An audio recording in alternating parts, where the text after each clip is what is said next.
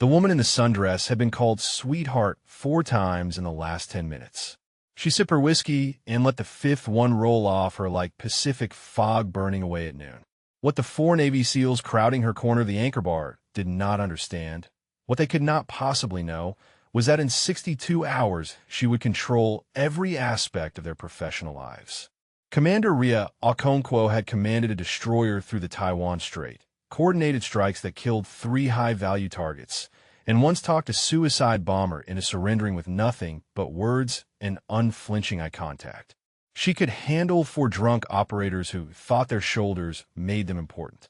Before we continue with what happened in that bar, drop a comment and let us know what state you are watching from.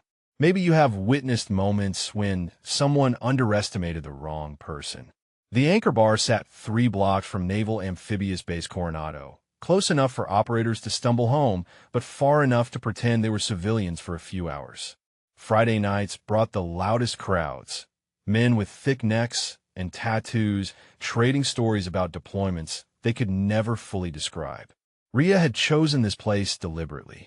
She wanted to see her new command in their natural habitat before Monday morning changed everything. She had arrived an hour ago, taken a seat at the corner of the bar, and ordered a Jameson neat. The bartender was a man in his 60s with Navy anchor tattoos faded to blue-green shadows on his forearms. He had looked at her with the quiet recognition of someone who understood that not all warriors announce themselves. He poured her drink without comment and moved on. The SEALs had noticed her 12 minutes later. There were 4 of them at a table near the pool tables, empty pitchers accumulating like trophies. The biggest one had spotted her first. He was tall, heavily muscled, with sleeve tattoos that disappeared into his shirt and reappeared at his collar. When he nudged his companions and nodded toward her, Ria felt the weight of their attention settle onto her like crosshairs. She did not look up. She swirled her whiskey and studied the amber catching the neon light. The big one approached first. He moved with the confidence of a man who had never been told no by anyone who mattered. His shadow fell across her before his voice did. "Well now," he said, leaning against the bar beside her. "You look a little lost, sweetheart.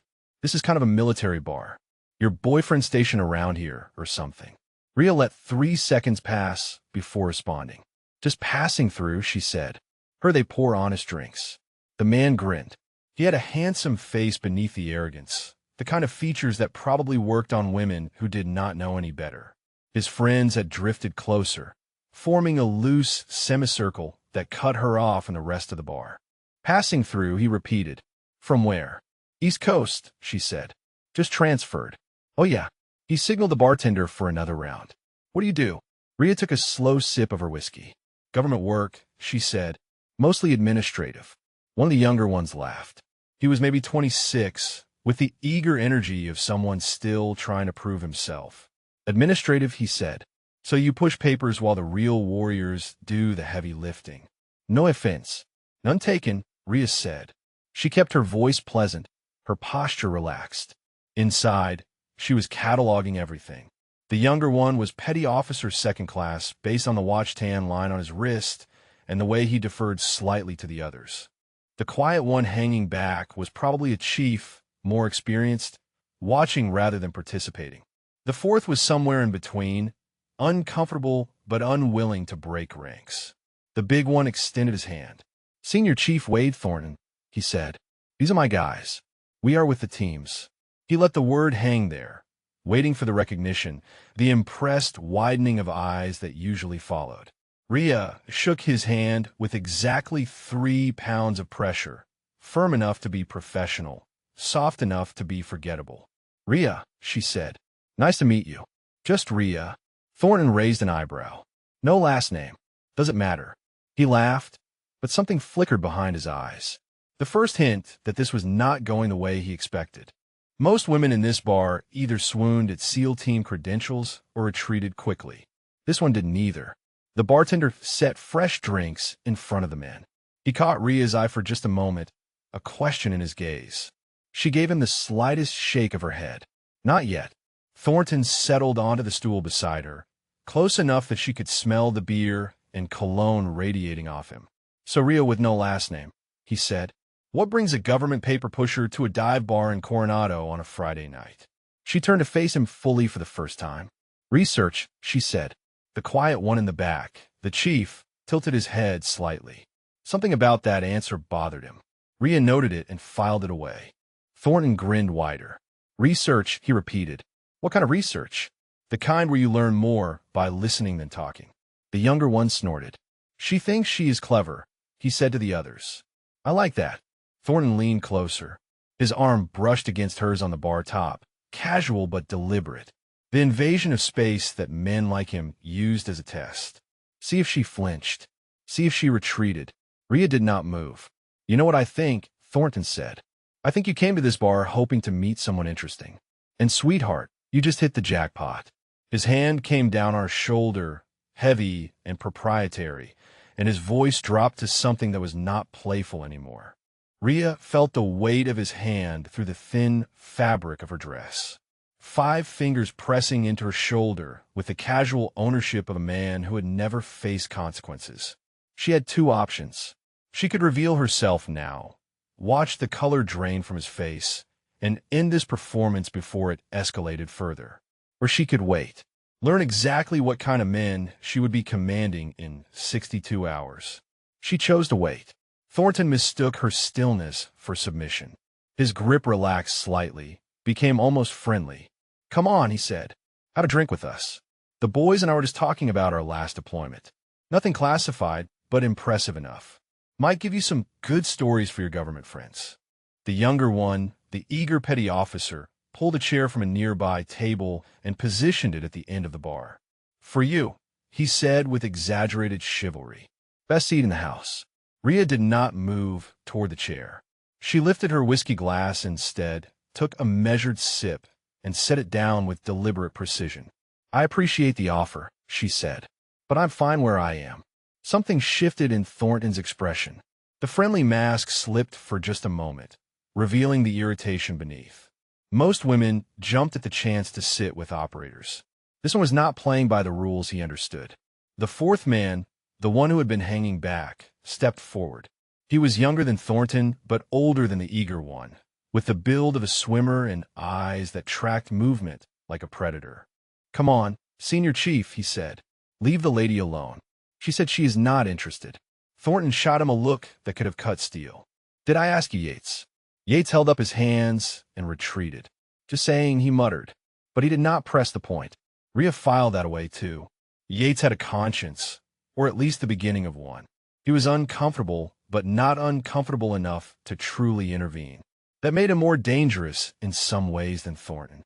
The men who saw wrong and did nothing were the foundations on which toxic commands were built. The quiet chief in the back, the one Rhea had mentally tagged as the Watcher, moved closer for the first time. He had not spoken a word since the group approached her.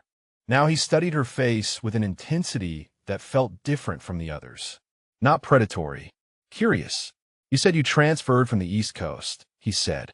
His voice was deeper than she expected, graveled by years of salt air and deployment stress. What command? Rhea met his eyes. Various, she said. I move around. The chief held her gaze for a long moment. Something nagged at him, she could tell. Some detail that did not fit the picture his companions had constructed. But he did not push further. He simply nodded and stepped back into his observation post.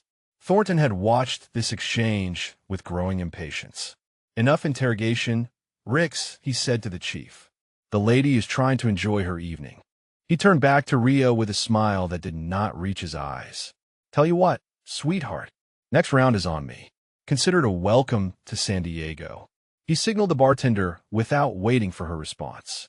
The older man approached slowly, his expression carefully neutral. Another Jameson for the lady, Thornton said, and keep them coming. The bartender looked at Rhea. She gave him the slightest nod. He poured the drink and retreated. Drink up, sweetheart, Thornton said. He pushed the glass toward her with one finger. The night is young. Rhea looked at the whiskey. She thought about all the times she had been in rooms full of men who assumed she did not belong. The destroyer bridge, where junior officers whispered that she had been promoted for diversity points. The strategy sessions where her recommendations were ignored until a male colleague repeated them. The interview for this command, where 3 admirals had questioned whether a woman could earn the respect of SEAL operators. She had proven them wrong every single time. She would prove these men wrong too. But not yet. She lifted the glass and took a sip. "Smooth," she said. "Thank you." Thornton's grin widened. "Now we're getting somewhere." He settled onto his stool with the satisfaction of a man who believed he had won something. "So tell me," Rio with no last name, "what does a paper pusher do for fun?" Before she could answer, movement at the far end of the bar caught her attention. A young woman, barely 21 by the look of her, was trying to extract herself from a conversation with a drunk civilian. The man had her cornered against the wall, one hand planted on either side of her head, his face too close to hers. The woman's eyes were wide with the particular fear of someone who did not want to cause a scene but desperately wanted to escape. The bartender had not noticed. The SEALs had not noticed. Everyone in the bar was wrapped up in their own Friday night dramas. Rhea noticed. She stood abruptly, her movement sharp enough to make Thornton lean back in surprise. "Excuse me," she said. "I need to use the restroom." She did not wait for his response. She walked directly toward the corner where the young woman was trapped, her path taking her within inches of the drunk civilian. As she passed, her elbow caught his drink on the bar ledge. The glass tumbled, splashing beer across his shirt and pants. The man spun around with a curse. "What the hell?" Rhea stopped, her expression a perfect mask of innocent surprise. "Oh my goodness," she said. "I'm so sorry. How clumsy of me. Let me get you some napkins." The drunk man sputtered, looking down at his soaked clothing. The young woman behind him took the opportunity to slip away, mouthing a silent thank you as she disappeared toward the exit. Rhea grabbed a handful of napkins from a bar and pressed them into the man's hands. "Again, so sorry," she said. "Have a good night." She walked past him toward the restroom hallway, her mission accomplished. In the mirror of the tiny bathroom, she studied her own reflection. The same face that had commanded a warship. The same eyes that had watched men die and made the calls that determined who lived. Tonight she wore a sundress and no makeup, and these men saw nothing but a target. A voice echoed in her memory, distant but clear. Her father, a retired Master Chief himself, speaking to her the day she received her commission. "They will never see you coming, Rhea. That is your greatest weapon." She had not understood then. She understood now. When she returned to the bar, Thornton was waiting with an expression caught between annoyance and interest. The young eager one, the petty officer, was laughing about something. The chief called Rix was watching her again with that unsettling attention. "Everything all right?" Thornton asked. "You were gone a while." Rhea reclaimed her seat. "Just freshening up," she said. She reached for her whiskey and found that Thornton had moved it closer to his own position, forcing her to lean toward him to retrieve it. She leaned, and in doing so, she let slip the words that would haunt her for the next hour. "Nice tactical positioning," she said, almost instinctively, the language of her world surfacing without permission. Thornton blinked. "What?" "Nothing," Rhea said, just thinking out loud. But Yates had heard. His head turned sharply, his eyes narrowing. "Tactical positioning," he repeated. "That is a strange thing for a paper pusher to say." The chief called Rix straightened almost imperceptibly. The air around them shifted, charged with something new. Rhea smiled and lifted her glass. "I watch a lot of movies," she said. Yates did not smile back. But after a moment, he shrugged and returned to his drink. The tension dissolved, or seemed to. But Rhea could feel Rix still watching her, still turning that phrase over in his mind like a puzzle piece that did not quite fit. Her phone buzzed in her purse. She ignored it. Whatever it was could wait. That would turn out to be a mistake. Thornton had moved closer while she was in the restroom. His stool now touched hers, their knees almost making contact beneath the bar. The invasion was deliberate, a test of boundaries that men like him conducted without conscious thought. Push until she pushes back. If she does not push back, push further. Rhea did not give him the satisfaction of retreating. She held her ground and reached past him for her whiskey, letting her arm brush his chest as she did. The contact was brief but purposeful. She wanted him to think he was winning. "So," Thornton said, emboldened by her proximity, "you never answer my question." What does a government paper pusher do for fun? Rhea considered her response. I read, she said. Strategy mostly. History. The occasional thriller when I want something lighter. Thornton laughed. Strategy, he repeated. What, like business strategy? How to climb the corporate ladder? Something like that. The eager young petty officer, the one called Bello based on a name patch Rhea had spotted on his jacket, draped over a nearby chair, leaned in with a grin. I bet she reads those self-help books, he said. Lean in, or whatever. Howdy, girl boss. The others laughed. Even Yates cracked a reluctant smile. Only Rix remained stone-faced, his eyes never leaving Rhea's profile. She let the laughter wash over her. In her mind, she was already writing fitness reports. Bello would need serious mentorship or separation. Yates had potential if someone held him accountable. Rix was the wild card, intelligent enough to be either her greatest asset or her most dangerous problem. And Thornton would require a reckoning that went far beyond this night. You know what I think, Thornton said. He was close enough now that she could see the small scar above his left eyebrow, probably from a training accident years ago. I think you're not really a paper pusher at all. Rhea's pulse quickened, but her expression remained neutral. Oh, really? Really? He studied her face with an intensity that bordered on uncomfortable. I think you're one of those military groupies. The ones who hang around bases hoping to land a SEAL husband. Am I right? Behind him, Bello hooted. Called it, he said. I knew it from the moment she walked in. Rhea felt something cold settle in her chest. Not anger exactly. Something more dangerous. The quiet fury that had sustained her through 2 decades of comments like this, assumptions like this, dismissals like this. She had learned long ago to bank that fire, to let it fuel her rather than consume her. You caught me, she said. Her voice was light, almost playful. I came all the way from the East Coast just to find a husband in a Coronado dive bar.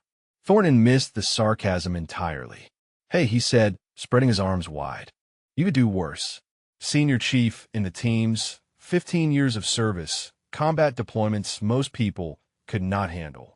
I am what you might call a catch. Bello and Yates laughed again. Rix did not. Rhea tilted her head. 15 years, she said. That is impressive. What is your rate?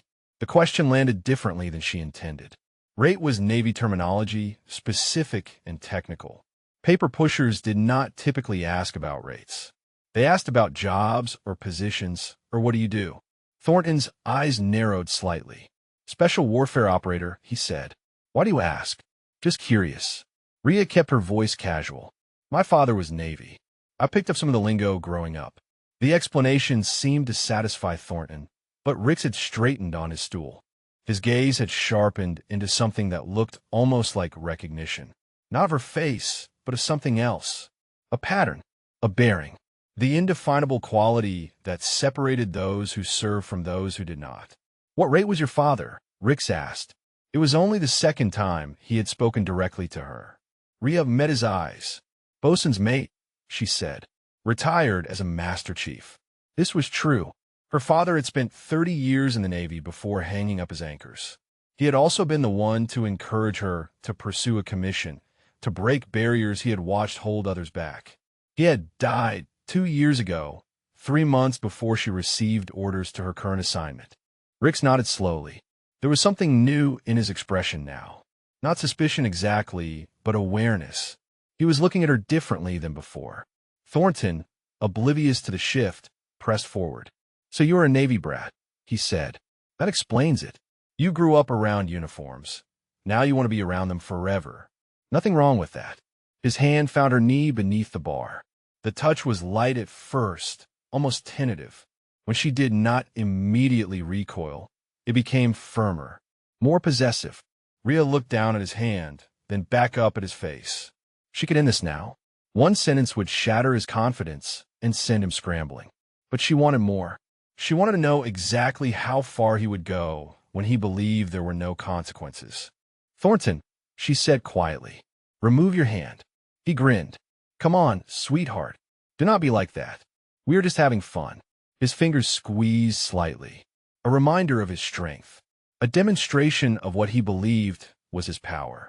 Rhea moved before he could register what was happening. Her hand closed around his wrist, her thumb finding the pressure point between the tendons with practiced precision.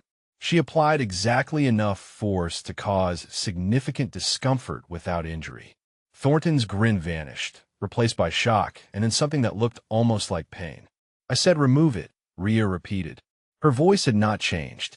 Still quiet, still controlled, but there was steel beneath the velvet now. She released him before he could respond.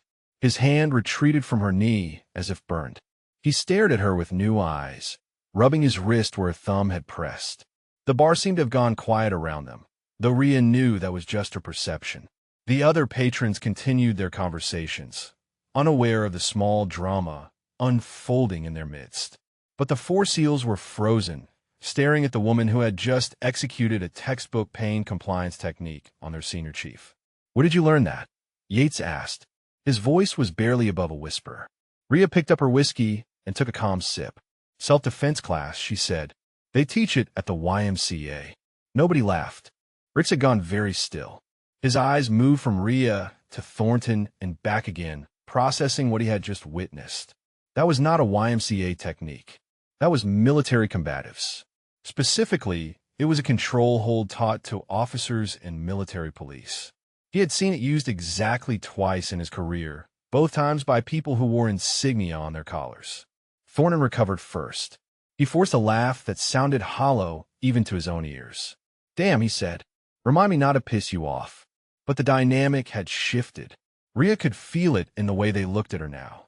Not as prey, as something unknown, something that did not fit the categories they had constructed. Her phone buzzed again in her purse. This time she reached for it, grateful for the excuse to break eye contact with Rix, whose gaze had become uncomfortably penetrating. She glanced at the screen. 3 missed calls from a number she recognized. Captain Drury's direct line. Her blood ran cold. "Excuse me," she said, already rising from her stool. "I need to take this." She did not wait for permission. She walked toward the exit with the phone already pressed to her ear, her heart pounding against her ribs. Behind her, she heard Thornton mutter something to his companions. She heard Bello laugh nervously. She heard Rix say nothing at all. And then she was outside in the cool San Diego night, and Captain Drury's voice was in her ear, and everything changed. The night air hit her skin like a wake-up call. San Diego in September still carried the warmth of summer, but Rhea felt cold as she pressed the phone to her ear and listened to Captain Drury's voice cut through the ambient noise of the street. "Commander Okonkwo," he said. "Where are you?" "Off base, sir."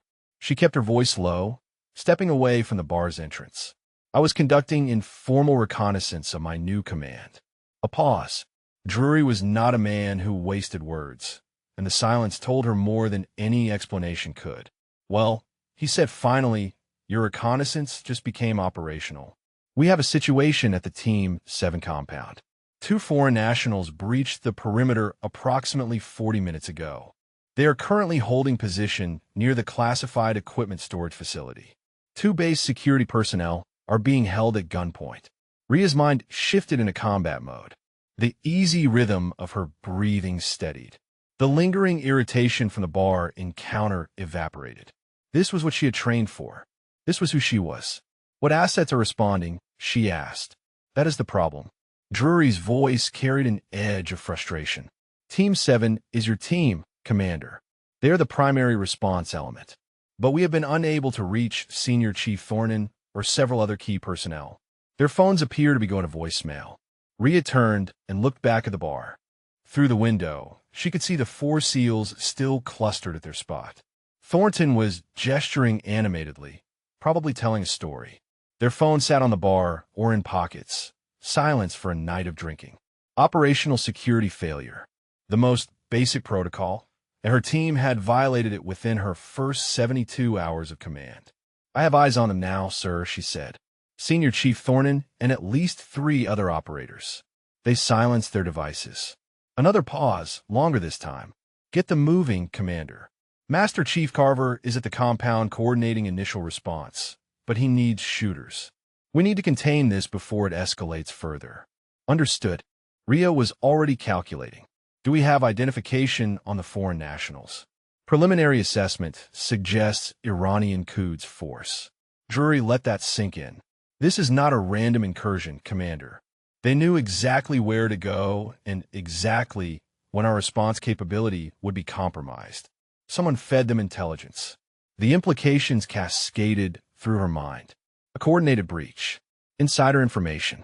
Her team unreachable during the critical window. This was either catastrophic coincidence or something far worse. I'm on my way, she said. ETA, 15 minutes. Make it 10. And Commander. Drury's voice softened slightly. I know this is not how you wanted to start your command, but this is the hand you've been dealt.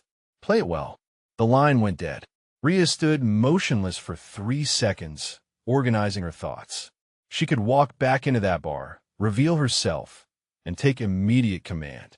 But that would create chaos at a moment requiring precision.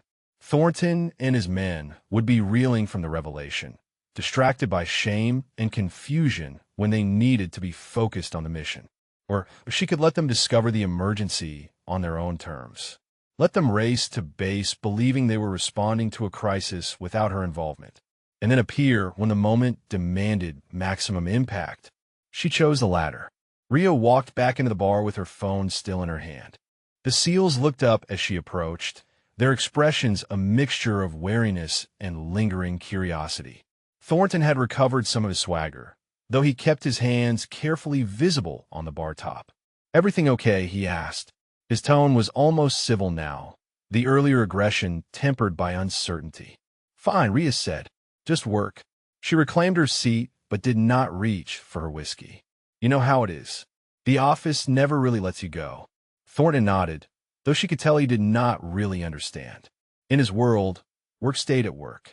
He had no concept of the weight she carried, the constant readiness that command demanded. 30 seconds, she thought.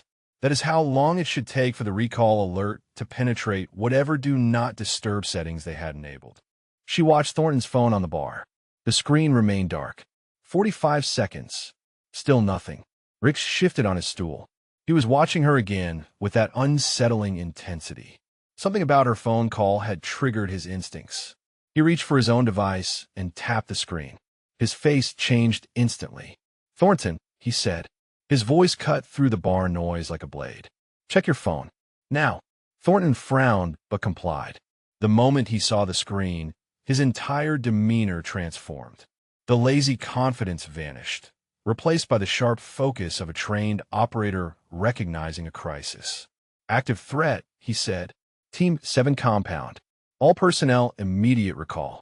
He was off his stool before he finished speaking. Yates and Bellows scrambled to follow, their earlier posturing forgotten. They moved toward the exit with the coordinated urgency of men who had trained for exactly this scenario. Rix lingered for just a moment. His eyes found Rhea's across the bar. Something passed between them, an unspoken question that she did not answer. Then he was gone, following his teammates into the night. Rhea waited 30 seconds before rising. She placed 2 20s on the bar, enough to cover her drinks and a generous tip. The bartender caught her eye as she turned to leave. You're not what they think you are, he said quietly. It was not a question. Rhea held his gaze. No, she said. I am not. She walked out of the anchor bar and into the cool darkness of the San Diego night. Her rental car was parked 2 blocks away, a deliberate choice that allowed her to observe the area before entering. As she walked, she replayed the last 2 hours in her mind. Every comment, every dismissal, every assumption they had made about her based on nothing more than her appearance. In 62 hours, she had planned to stand before them in her dress whites and accept command with all the ceremony and tradition the Navy provided. Now she would meet them in a sundress in the middle of a crisis, and they would learn exactly who they had been mocking. The drive to Naval Amphibious Base Coronado took 11 minutes. She watched the SEALs truck disappear through the main gate 2 minutes ahead of her, their taillights vanishing into the maze of buildings that comprised the Special Warfare Compound. Rhea approached the security checkpoint at a measured pace. The guard, a young petty officer with alert eyes, leaned toward her window. Ma'am, this is a restricted installation. I will need to see identification. Rhea produced her military ID and handed it over. The guard's flashlight played across the card, illuminating the rank insignia and the name that matched the orders sitting on Master Chief Carver's desk. The young man's posture changed instantly. He snapped to attention and rendered a salute that was almost comically precise. "Welcome to Coronado, Commander," he said. "Master Chief Carver is looking for you." "Ma'am." He paused and swallowed hard. "It is worse than the briefing said." The guard's words hung in the air as Rhea pulled through the gate. Worse than the briefing said. In her experience, those words usually preceded situations that tested the limits of training and nerve alike. She navigated the familiar layout of the base, having memorized the maps during her preparation for command. The Team 7 compound sat at the eastern edge of the installation, a cluster of nondescript buildings that housed some of the most lethal warriors on the planet. Tonight, those buildings were ringed with emergency vehicles, their lights painting the walls in alternating red and blue. Rhea parked her rental car in the shadows behind the command building. She could see the SEALs truck near the ready room entrance, doors still open from their hurried exit. Somewhere inside, Thornton and his men were gearing up, preparing to respond to a threat they did not fully understand. She stepped out of the car and straightened her sundress. The absurdity of the moment was not lost on her. In approximately 3 minutes, she would walk into a tactical operations center wearing civilian clothes and assume command of a hostage rescue operation. The Navy had not covered this particular scenario in any of her leadership courses. "Commander Okonkwo." The voice came from her left. She turned to find a man approaching with the measured stride of someone who had spent decades in uniform. He was tall and broad-shouldered, with close-cropped gray hair and the weathered face of a career operator. His uniform bore the insignia of a Master Chief Petty Officer, and his bearing radiated the quiet authority of someone who had earned respect the hard way. "Master Chief Carver," Rhea said. She extended her hand. He shook it firmly, his eyes taking in her appearance without visible reaction. "Ma'am," he said, "we have a situation. Brief me while we walk." Carver fell into step beside her, matching her pace as they moved toward the command building.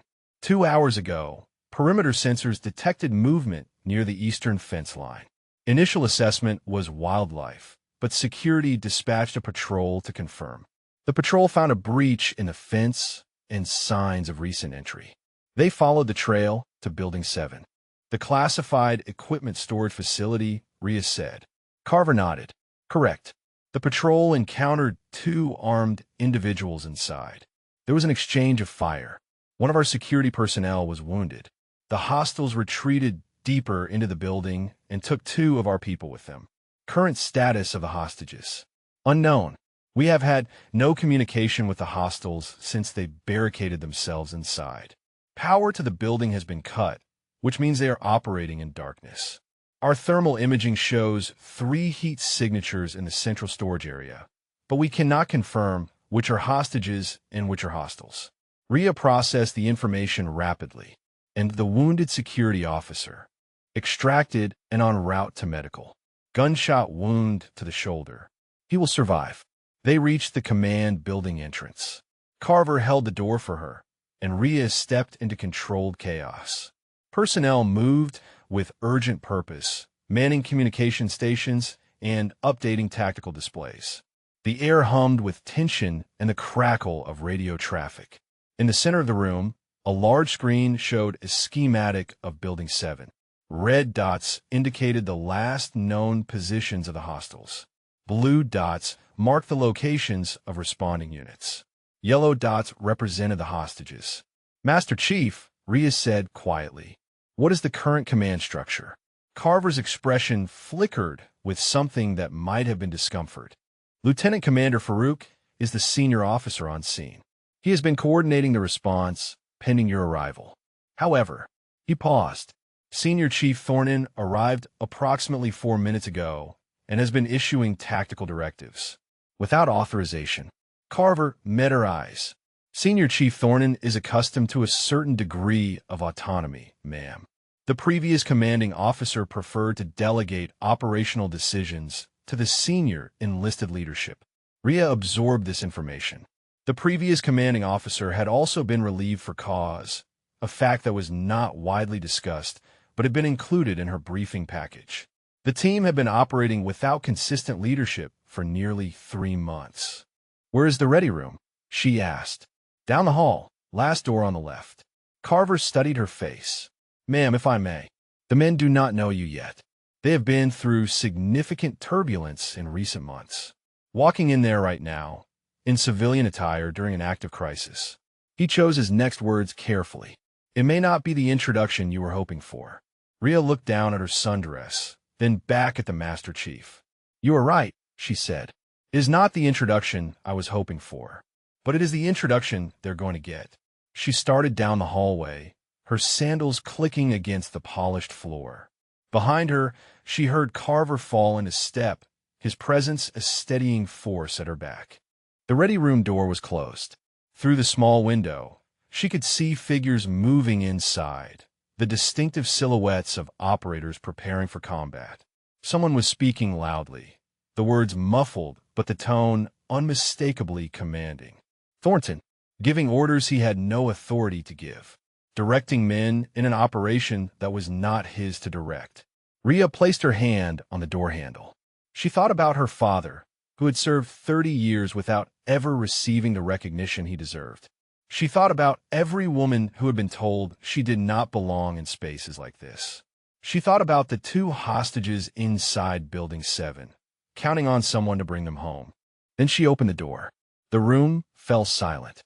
A dozen faces turned toward the entrance, expecting perhaps a messenger or a support officer. Instead, they saw a woman in a sundress, her expression calm, her posture radiating an authority that seemed impossible given her appearance. Thornton stood at the front of the room, frozen mid-gesture. His face cycled through confusion, recognition, and then something that looked like the beginning of horror. Rhea stepped inside. Master Chief Carver's voice rang out behind her, cutting through the silence with the precision of a rifle shot. "Attention on deck," he called. "Commanding Officer, SEAL Team 7. The silence that followed Carver's words was absolute. 12 operators stood frozen in various stages of preparation, their hands stilled on weapons and gear. The air itself seemed to hold its breath. Rhea let the moment stretch. 3 seconds. That was the amount of time she gave them to process what they were seeing. The woman from the bar, the paper pusher, the sweetheart who had endured their mockery for nearly 2 hours, standing before them now as the person who controlled their careers, their operations, their futures. Thornton's face had gone the color of old concrete. His mouth opened, closed, opened again. No sound emerged. Behind him, Bello looked like he might be physically ill. Yates had taken an involuntary step backward, his eyes wide with dawning horror. Only Rix remained still, his expression unreadable, though something flickered in his gaze that might have been grim recognition. Rhea walked to the front of the room. Her sandals made soft sounds against the floor, a stark contrast to the combat boots surrounding her. She stopped 3 feet from Thornton and looked up at him with the same calm expression she had worn in the bar. "Senior Chief," she said, "I believe you were in the middle of issuing orders." Thornton swallowed hard. His Adam's apple bobbed visibly. "Ma'am," he managed. "I was just. We thought." He could not finish the sentence. "You thought command was absent, so you assumed authority." Rhea's voice carried no anger, no accusation, just statement of fact. "Walk me through your tactical assessment." The request seemed to short-circuit something in Thornton's brain. He stared at her for a long moment, clearly expecting punishment, recrimination, anything other than a professional question about the mission at hand. "Ma'am," Carver said from behind her, "perhaps we should brief the commander on the current situation before proceeding." Rhea did not turn around. "Senior Chief Thornton has been directing this operation for the last several minutes. I want to hear his assessment." She paused. Unless he is unable to provide one. The challenge hung in the air. Thornton could crumble under the weight of his shame, or he could prove that beneath the arrogance and prejudice there existed an actual operator worthy of his rank. To his credit, he chose the latter. "2 hostiles," he said. His voice was rough but steadying. "Barricaded in Building 7's central storage area. They have 2 of our security personnel as hostages. We have confirmed they are armed with at least 2 automatic weapons and what appears to be explosive ordnance.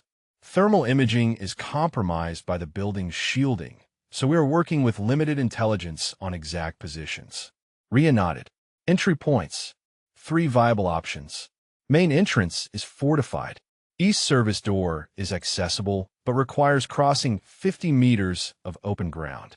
West loading dock offers the best cover approach, but funnels us into a kill zone once inside. What is your recommended approach? Thornton hesitated. He glanced at his teammates, then back at Rhea. Split team insertion, he said. Alpha element breaches through the loading dock to draw attention. Bravo element uses the distraction to enter through the roof access hatch and establish overwatch. Once we have eyes on hostage positions, we coordinate simultaneous neutralization.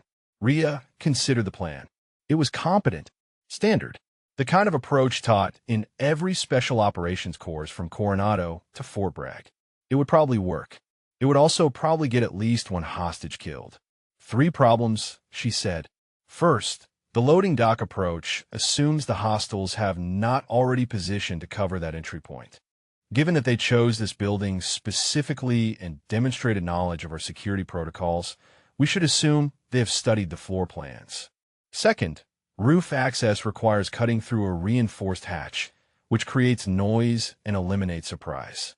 Third, simultaneous neutralization requires precise timing and clear fields of fire, neither of which we can guarantee with compromised thermal imaging. Thornton's jaw tightened, but he did not argue. The men around him shifted uncomfortably. They were watching their senior chief receive a tactical education from a woman in a sundress, and none of them knew how to process it. Alternative approach, Rhea continued. She moved to the tactical display and studied the schematic of Building 7. The hostiles chose this location because it offers defensive advantages and contains materials they presumably want to access or destroy. But they made one mistake. She tapped the screen, highlighting a section of the building's infrastructure. They cut the power. That means they are operating on battery backup for any electronic countermeasures. It also means the building's automated fire suppression system is offline. Rick stepped forward slightly. His expression had shifted from unreadable to intently focused. You want to trigger the suppression system manually? He said. Rhea met his eyes. The halon discharge will create a 30-second window of chaos and reduced visibility. More importantly, it will force them to reposition away from the storage area to avoid the gas concentration. During that window, we breach through the main entrance, which they will have deprioritized once they believe we are committed to a flanking approach. You want us to fake the flanking approach? Yates said. His voice held a note of reluctant admiration. I want Alpha Element to make noise at the loading dock. Convincing noise. Rhea turned back to the group. Bravo Element holds at the main entrance. When the halon discharges, we go through the front door while they are scrambling to reorient. The room was quiet as the operators processed the plan. It was unconventional. It relied on misdirection rather than overwhelming force. It required precise coordination and perfect timing. It was also significantly more likely to succeed without hostage casualties. Thornton finally spoke. Ma'am, he said. The word came out strained but genuine. That is a solid plan. Rhea held his gaze for a moment. Then we execute it. She looked around the room, making eye contact with each operator in turn. I know this is not how any of us expected tonight to go. I know you have questions about who I am and how I came to be standing here in front of you wearing civilian clothes. Those questions can wait.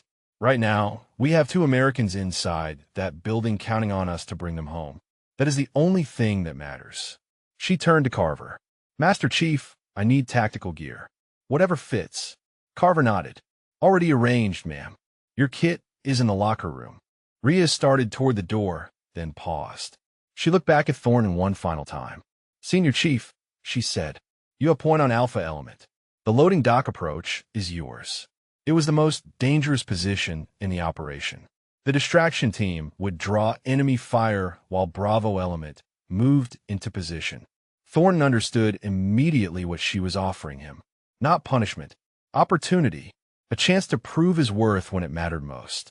Yes, ma'am, he said, and for the first time, the words carried no resentment, only resolve. The locker room smelled of gun oil and sweat, the permanent perfume of men who trained for violence. Rhea moved through the space with practiced efficiency, stripping off her sundress and pulling on the tactical gear that Carver had assembled. Black cargo pants, compression shirt, body armor that fits surprisingly well, as if someone had anticipated her measurements. She was lacing her boots when the door opened behind her. Carver entered carrying a rifle case. He sat on the bench beside her and flipped the latches.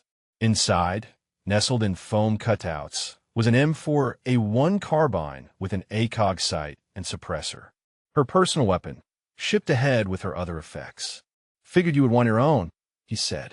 Rhea lifted the rifle and performed a functions check with automatic precision.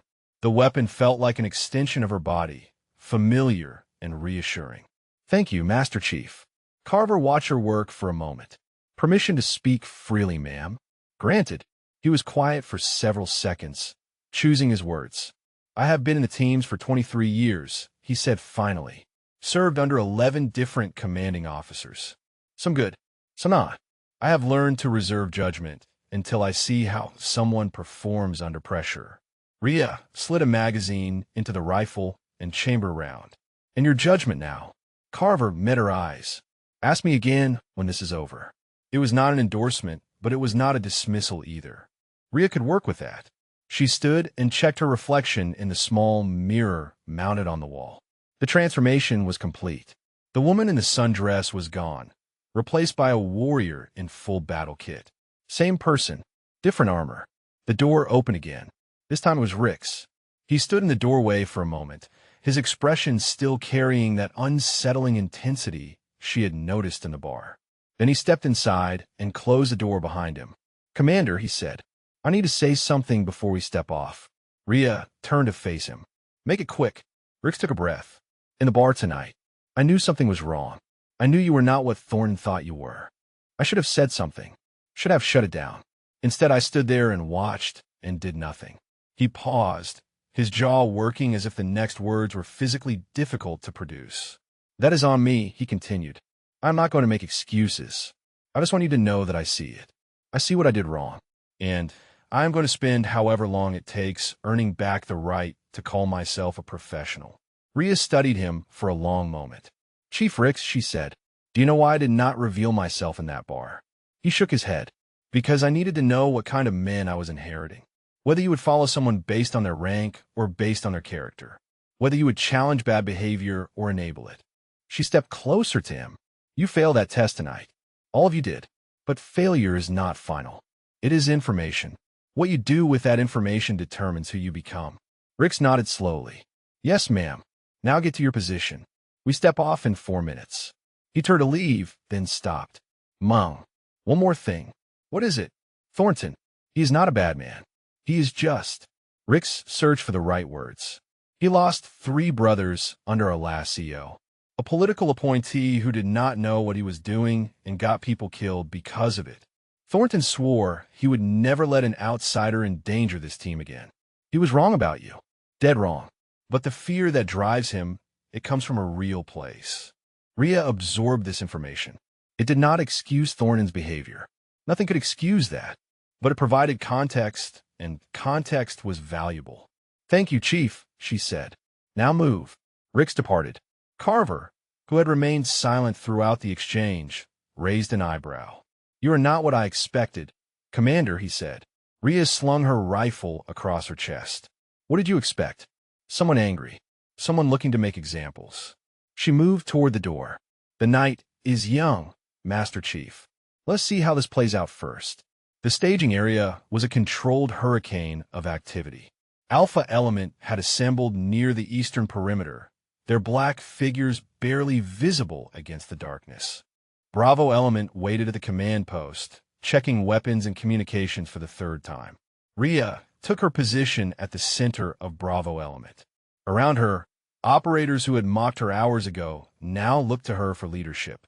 The irony was not lost on her, but she pushed it aside. Irony was a luxury she could not afford. She keyed her radio. "Alpha, this is Bravo Actual. Status report." Thornton's voice came back, professional and focused. Alpha in position. Ready to execute on your command. Bravo copies. Stand by for initiation.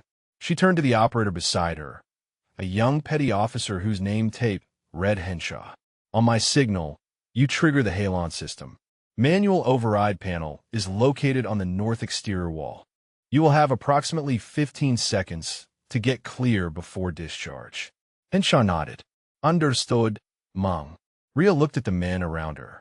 Some met her eyes. Others looked away, still processing the collision of their assumptions with reality. It did not matter. What mattered was the mission. She thought about the two hostages inside Building 7, a man and a woman, both security personnel who had simply been doing their jobs when violence found them. They did not know that help was coming. They did not know that the person leading the rescue had spent the evening being called sweetheart by the very men now preparing to save them. They did not need to know. They just needed to survive. Rhea raised her hand, fingers extended. The universal signal for standby. Around her, Bravo element tensed. Weapons came up. Breathing slowed. The world narrowed to this moment. This mission. This singular purpose. She keyed her radio one final time. Alpha element. Initiate distraction. Henshaw. Trigger halon on my mark. Then she dropped her hand, and the night exploded into motion. The loading dock erupted with gunfire as Alpha Element announced their presence. Muzzle flashes strobed against the darkness, accompanied by the sharp crack of controlled bursts. Thornton's voice came through the radio, calm despite the chaos. Alpha taking fire.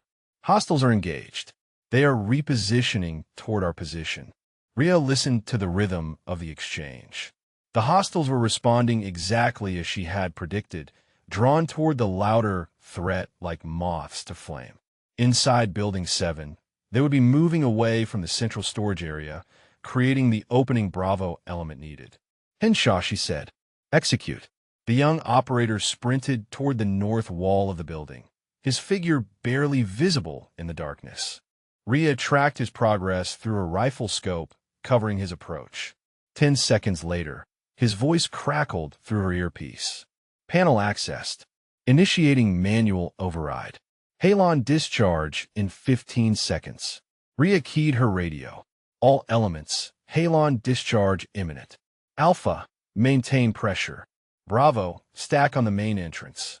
She moved forward with her team, their boots silent on the concrete. The main entrance loomed ahead, a reinforced door that the hostiles had assumed would be their strongest defensive position. In 12 seconds, that assumption would become their fatal mistake. The halon system activated with a muffled whoosh. Inside the building, pressurized gas flooded the central storage area, displacing oxygen and creating a disorienting cloud that would force anyone inside to move or suffocate.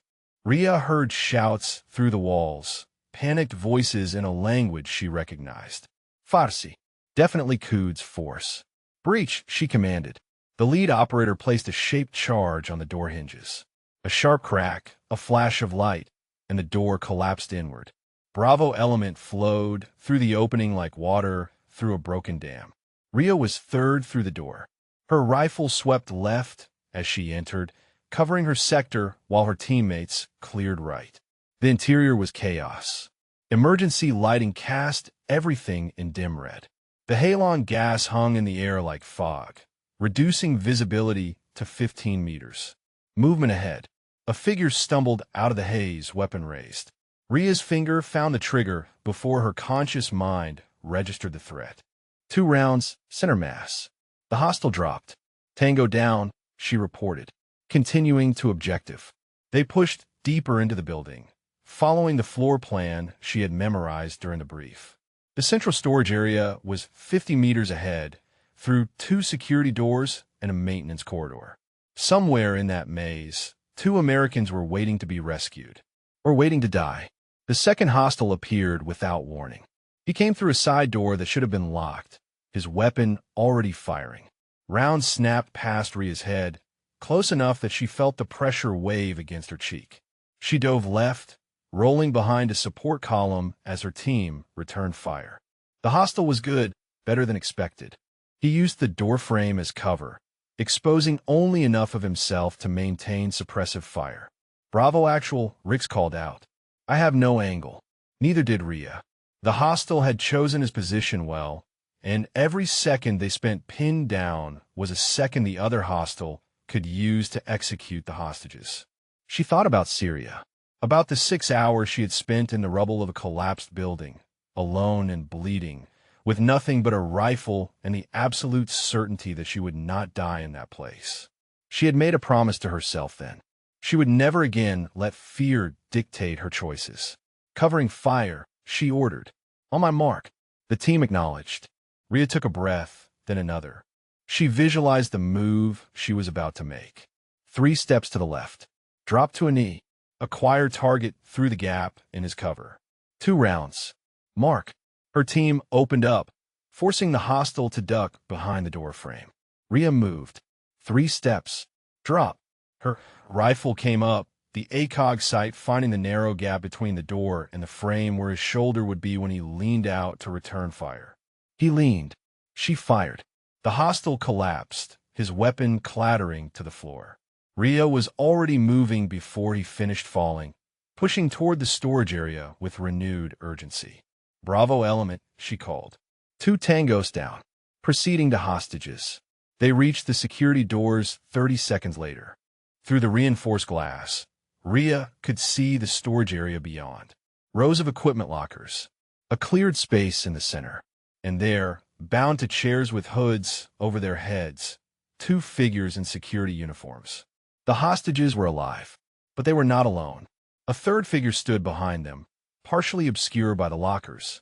Rhea caught a glimpse of movement, a hand reaching towards something on a nearby table. Her blood ran cold as she recognized what she was seeing. The explosives Thornton had mentioned, wired and ready, and the 3rd hostile was reaching for what could only be the detonator. "Hold," she commanded. Her voice was barely above a whisper. Nobody moves. Through the glass, she watched the hostile's hand hover over the device. He knew they were there. He was waiting to see what they would do. Rhea's mind raced through the options. Breach the door, and he triggers the explosives. Wait him out, and he triggers the explosives anyway. Try to negotiate, and he might listen long enough for them to find another solution. Or he might just kill everyone and be done with it. She keyed her radio to the command frequency. "Bravo Actual to command. We have eyes on hostages. 3rd hostile is present with hand on detonator. Requesting guidance." Captain Drury's voice came back, tense but controlled. "Commander, you have tactical authority. Your call." Her call. 2 lives hanging in the balance. A hostile with his finger on a button that could end everything. And a team of men who, 6 hours ago, would not have trusted her to order pizza. Rhea made her decision. She handed her rifle to Rix. "Cover me," she said. "If he moves toward that detonator, you take the shot through the glass. Do not hesitate." "Ma'am," Rix started to protest. "That is an order, Chief." She stepped toward the security door. Through the glass, the hostile watched her approach. His hand remained poised over the detonator, trembling slightly. Rhea placed her palm against the door and began to speak in fluent Farsi. The Farsi words flowed from her lips with the ease of long practice. "My name is Commander Rhea Okonkwo. I am the commanding officer of this facility. I want to talk." Through the glass, the hostile's eyes widened. He had expected many things when the Americans came for him. He had not expected a woman. He had certainly not expected one who spoke his language. His hand remained over the detonator, but it had stopped trembling. "That was something." "You are surrounded," Rhea continued. "Your companions are dead. There is no extraction coming for you. The mission you were sent to complete has failed. The only question now is how this ends." The hostile's jaw tightened. He was young, she realized. Maybe 25, old enough to be dangerous, young enough to still believe in the cause that had sent him here. "You think I'm afraid to die," he said. His Farsi was accented differently than hers, marking him as native-born rather than trained. "I was prepared for martyrdom before I crossed your fence." "I do not doubt it." Rhea kept her voice calm, conversational. "But martyrdom requires witnesses. It requires meaning. If you trigger that device, you kill 2 of your enemies and yourself. Your body will be buried in an unmarked grave. Your name will be classified. Your sacrifice will be erased as if it never happened. She watched his face, reading the micro-expressions that betrayed his thoughts. Doubt, anger, fear masquerading as resolve. Is that what you trained for? She asked. To die anonymously in a storage room. No glory, no recognition, just silence. The hostile's hand quivered over the detonator. Behind Rhea, she could feel her team's tension like a physical force. Rix had his rifle trained on the hostile's head, waiting for the shot that might come too late. You speak our language, the hostile said, but you do not understand us. We do not fight for glory. We fight because your country has spent decades destroying everything we love. Rhea nodded slowly. I know, she said. I have studied your history. I have read about the coup in '53, about the sanctions that starve your people, about the drone strikes that killed civilians your government called martyrs and mine called collateral damage.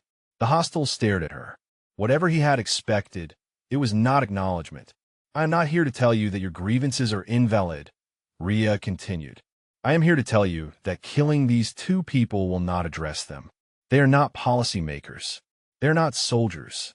They are security guards who earn $40,000 a year and have families waiting for them to come home. She took a step closer to the glass. Behind the hostile, the two hostages sat motionless, unaware of the negotiation happening feet away from them. You have children, Rhea said. It was not a question. The photograph in your breast pocket. I can see the edge of it from here.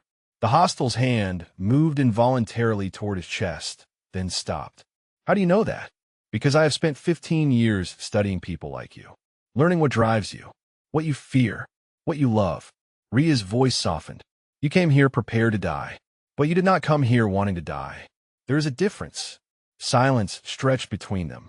The hostile's eyes glistened with something that might have been tears or might have been rage. His hand still hovered over the detonator, but it had drifted slightly to the left, away from the trigger mechanism. If I surrender, he said finally, your government will put me in a black site. I will disappear just as completely as if I had triggered this bomb. Maybe, Rhea said, or maybe you become a bargaining chip, a name on a list that gets exchanged when the politics align. A father who eventually goes home to the children in that photograph. She placed her palm flat against the glass. I cannot promise you freedom, she said, but I can promise you a chance. That is more than martyrdom offers. The hostile looked at her hand against the glass.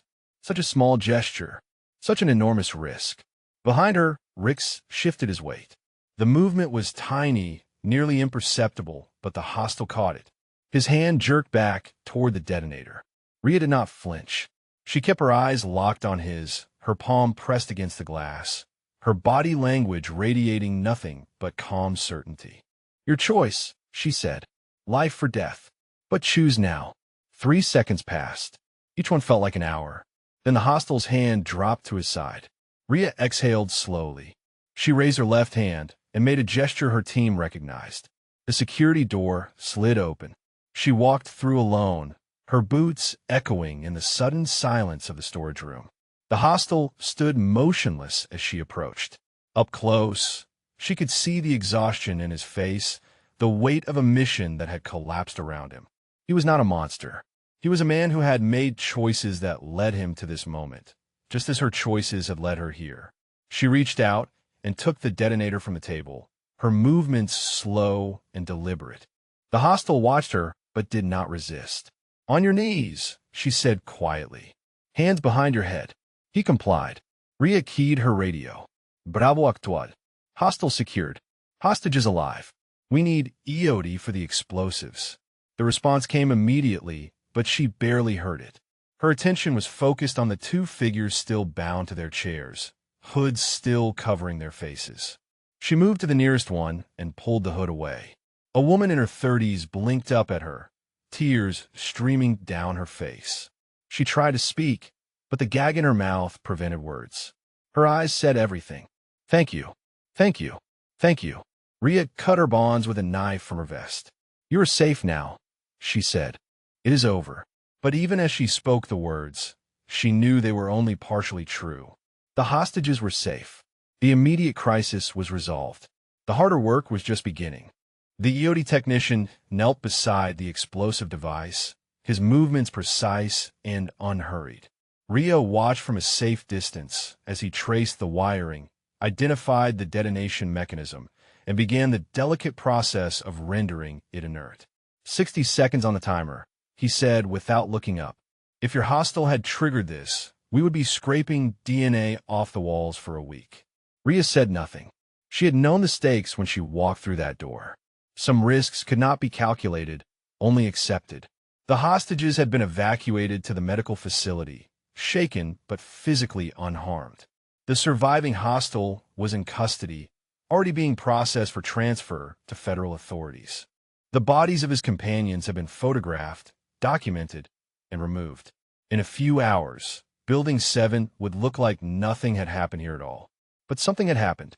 Something that could not be cleaned up or classified away. Commander. She turned to find Thornton standing behind her. His tactical gear was streaked with dust and sweat, evidence of the distraction he had maintained at the loading dock. A graze wound on his left forearm had been hastily bandaged, blood already seeping through the white gauze. Senior Chief, she said, you should have that looked at properly. It is nothing. He hesitated, clearly wrestling with words that did not come naturally. Ma'am, I need to. He stopped, started again. Why did tonight? Why said to you in that bar? Ria held up a hand. Not here. Not now. Thornton's jaw tightened, but he nodded. When? Tomorrow, after the official briefings. She met his eyes. We have a lot to discuss, Senior Chief. But right now, we have duties to complete. Yes, ma'am. He turned and walked away, his shoulders carrying a weight that had nothing to do with his gear. Rio watched him go, already planning the conversation they would need to have. The reckoning that was coming for all of them. Carver appeared at her side, materializing out of the controlled chaos with the ease of long experience. The device is neutralized, he reported. EOD confirms no secondary triggers. Building is secure. Casualties. One wounded on her side.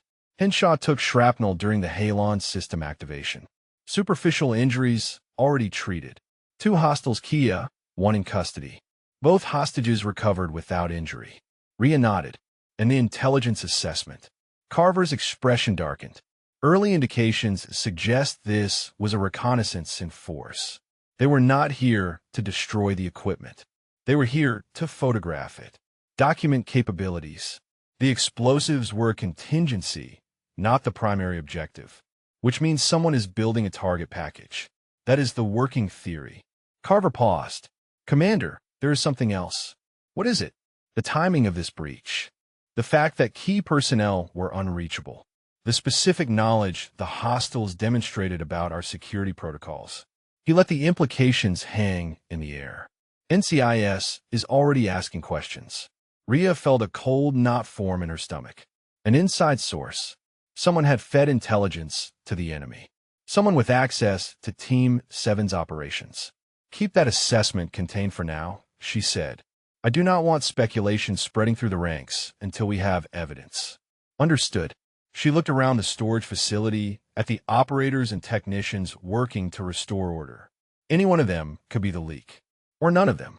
The investigation would take weeks, possibly months.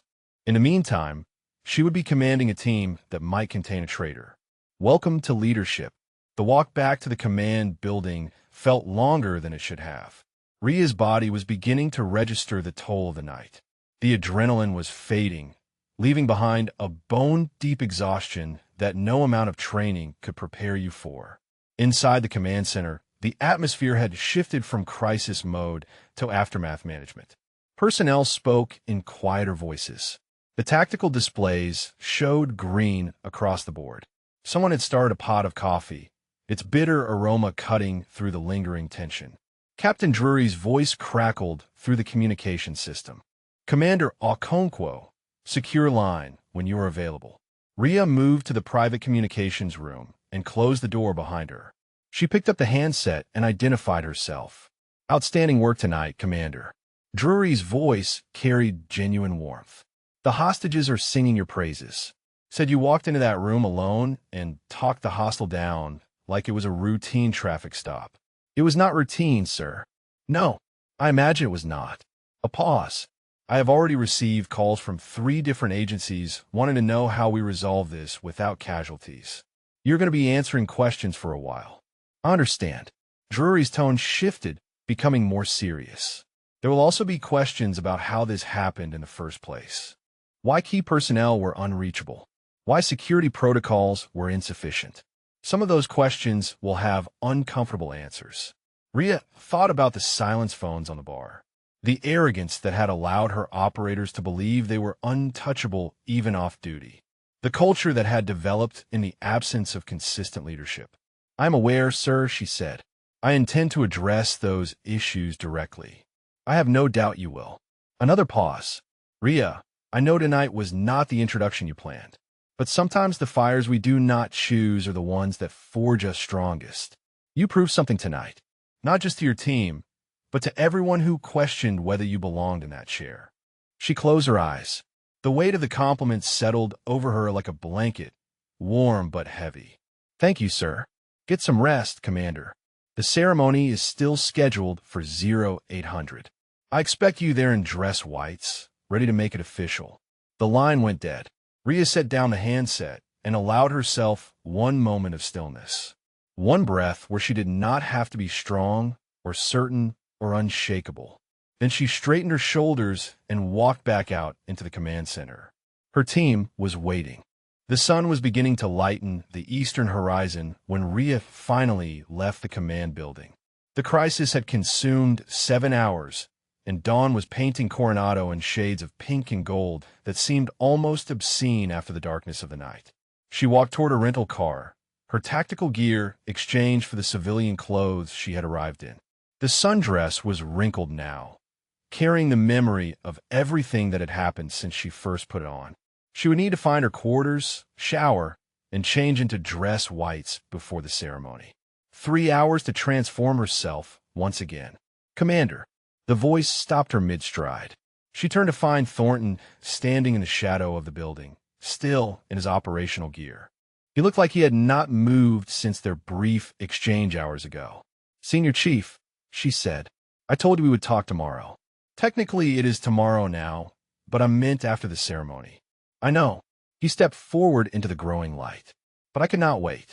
I've been standing here for 2 hours trying to figure out what to say, and I realize there are no right words. There is nothing I can say that undoes what I did. Rhea studied him. The arrogance she had seen in the bar was gone, stripped away by the night's events. What remained was something rawer, something that looked almost like pain. You are right, she said. There are no words that undo it. Thornton flinched, but held his ground. I have served in the teams for 15 years, he said. I have done things that would give most people nightmares. I have lost friends in ways that nobody should have to lose anyone. And through all of it, I told myself I was one of the good ones. That I treated people fairly. That I judged them by their actions, not their appearance. He laughed bitterly. Turns out I was lying to myself. Rhea said nothing. She let him speak. When I saw you in that bar, I did not see a person. I saw a category, a type. And I treated you the way I have watched other men treat women my entire career, telling myself it was just harmless fun. Telling myself you probably like the attention. His voice cracked slightly. I watched you walk into that building tonight. Watched you talk down a man with his hand on a trigger that could have killed all of us. And I realized that while I was busy deciding you did not belong, you were busy being better than me in every way that matters.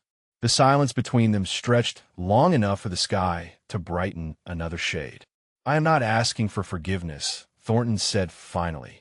I have not earned that. I am asking for the chance to earn it, however long it takes, whatever it costs. Rhea considered her response carefully. She thought about all the men who had made similar promises over the years. The ones who meant it and the ones who did not. The ones who changed and the ones who simply learned to hide their contempt better. She thought about Rick's and the context he had provided. The dead brothers. The incompetent commander. The fear that masqueraded as hostility. Senior Chief, she said, do you know why I gave you point position on Alpha Element tonight? Thornton shook his head. Because leadership is not about punishment. It is about potential. She stepped closer to him. I read your service record before I took this command. 17 combats de déploiement. 3 Bronze Stars. A reputation as one of the finest tactical operators in the teams. You have spent 15 years proving what you can do with a weapon in your hands. She paused. Now I need you to spend the next 15 proving what you can do with your assumptions laid down. Thornton met her eyes. The man who had called her sweetheart 12 hours ago looked like he might weep. Yes, ma'am, he said. His voice was barely above a whisper. Rhea nodded once. Report to the ceremony at 0800. Dress whites. And Senior Chief. Mom, get some sleep. You look terrible. Something that might have been a smile flickered across his face. Yes, ma'am. She left him standing there and continued toward her car. The weight on her shoulders felt slightly lighter, though she knew the real work of changing Team 7's culture had only begun. One conversation would not undo years of toxic patterns. One night of crisis would not permanently alter the attitudes that had allowed those patterns to flourish. But it was a start. Her phone buzzed as she reached the car. A text from a number she did not recognize. She opened it and found a photograph, slightly blurry, of a young woman standing in front of the Anchor bar. The bartender's niece, the message explained. You helped her tonight. She wanted you to know she got home safe. Thank you. Rhea stared at the message for a long moment. In the chaos of everything that followed, she had forgotten about the small intervention that had allowed a stranger to escape an uncomfortable situation. It seemed like a lifetime ago. She typed a brief response. Glad she is safe. Take care. Then she put the phone away and drove toward the Navy Lodge where her temporary quarters waited. The hot water in the shower felt like absolution, washing away the grime and tension of the night. She stood under the spray until it ran cold, then dressed in the uniform she had hung carefully in the closet 3 days ago. The dress whites fit perfectly. The ribbons on her chest told the story of a career spent proving herself in rooms full of people who expected her to fail. The insignia on her collar announced a rank that fewer than a handful of women had ever achieved in special operations. She looked at her reflection in the mirror. The same face that had endured mockery in a dive bar. The same eyes that had stared down a man with his finger on a detonator. The same woman who had spent 20 years refusing to become what others expected her to be. Commander Rhea Okonkwo, United States Navy. Commanding Officer, SEAL Team 7. She had earned every letter of that title. Now it was time to make it official. The ceremony took place on the parade ground at 0800, precisely as scheduled.